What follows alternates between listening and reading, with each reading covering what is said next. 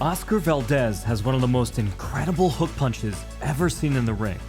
Amongst his many accomplishments, including championships in 2 weight classes, I would still place the cultivation of this one specific punch as his greatest achievement. The sheer craftsmanship is stunning, and in combination with more advanced tactics, it led to one of the most awesome and skillful knockouts ever captured on film. But it's not just effective, it's fascinating, because there's a major contradiction happening with Valdez's signature attack.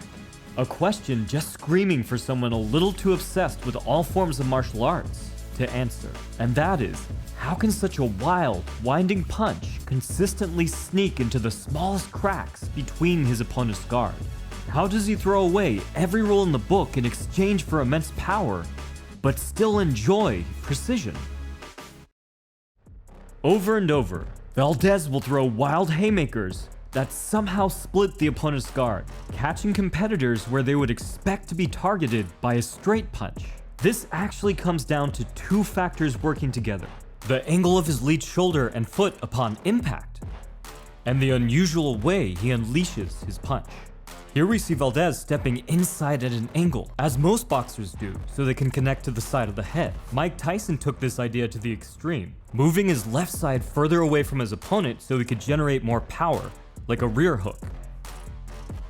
Valdez can do this, but he can also keep his lead foot pinned to his opponent's.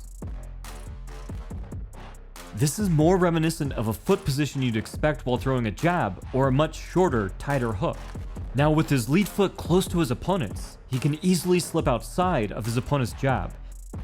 But instead of countering a jab with his own jab, like most boxers, Valdez will counter with his tremendous hook.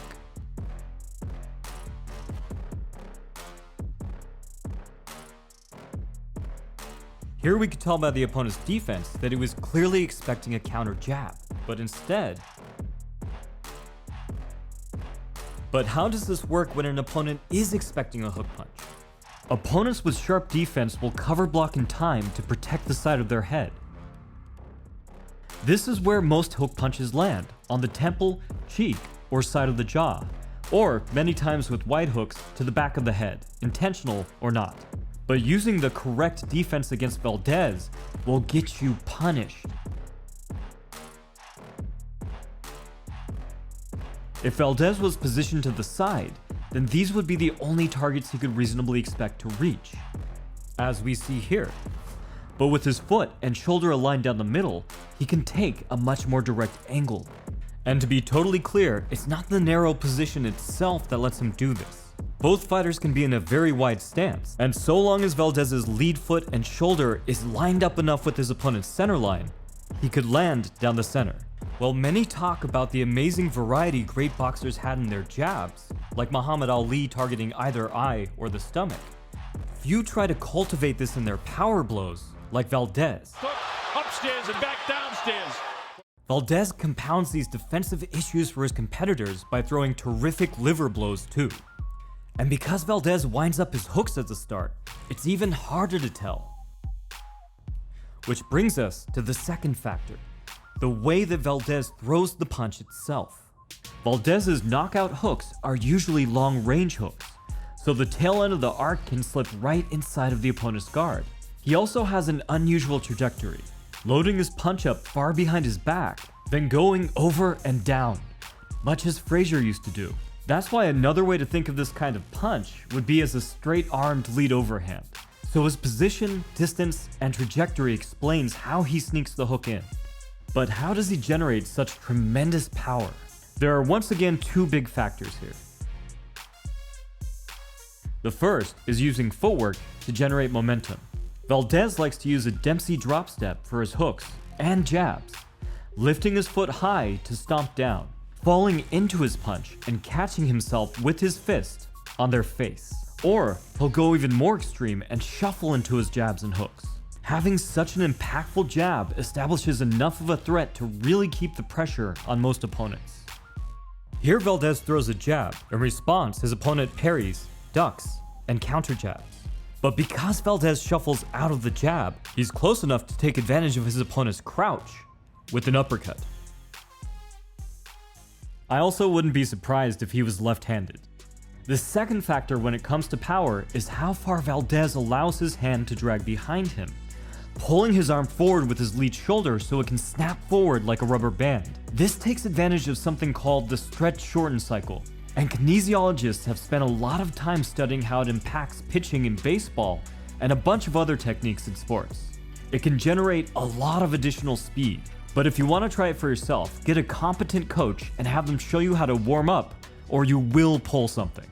Now let's get to the really fun stuff. How Oscar combines these already powerful factors with shifting to make the hook even more terrifying. And how this led to one of the greatest knockouts in boxing history. So follow me here. Although Valdez keeps a tight position on his lead hooks, he'll step far inside while throwing his rights. So far, he'll get himself into a neutral stance or shift forward entirely. In these wide open positions, Valdez can use effective defensive maneuvers to stay in the pocket and wait for the opportune moment to throw his lead hooks. He'll even rely on his chin at times if he feels it's worth the risk. When this works out and he finds that moment, it's pure perfection. And he doesn't have to throw back with his signature punch. Here he lands a textbook shoulder roll to counter straight. Now when it doesn't work out, he could end up on the canvas. But even then, he'll come back and finish the fight.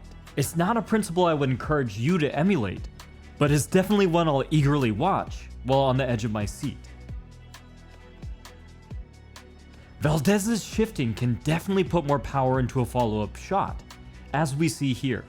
If you'd like to learn more, you can check out my books on footwork and power generation. But the true power from these multi-stance positions comes when Valdez uses them to shift into counters. I'll have to reference Dempsey one more time, because Valdez is amazing at rolling punches while switching stances. Sometimes this can be the motion of a weave, and sometimes the angle will require him to evade the punch with the turn of his chin. When Valdez finds the right moment, he can land tremendous counters with the full weight of his body behind them. His knockout of Burchelt is without a doubt his best moment in the ring, using a retreating Dempsey roll to set up one of the hardest punches ever landed in his division. Explosive! Cap it, folks!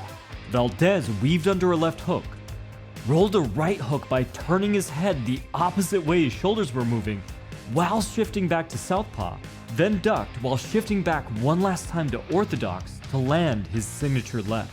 Burchelt didn't just walk into the shift back punch, he shuffled into it. An absolutely beautiful display of skill, talent, and courage. I'm curious where you rate Valdez's hook against other great hook punchers like Frazier, Tyson, or Roy Jones Jr.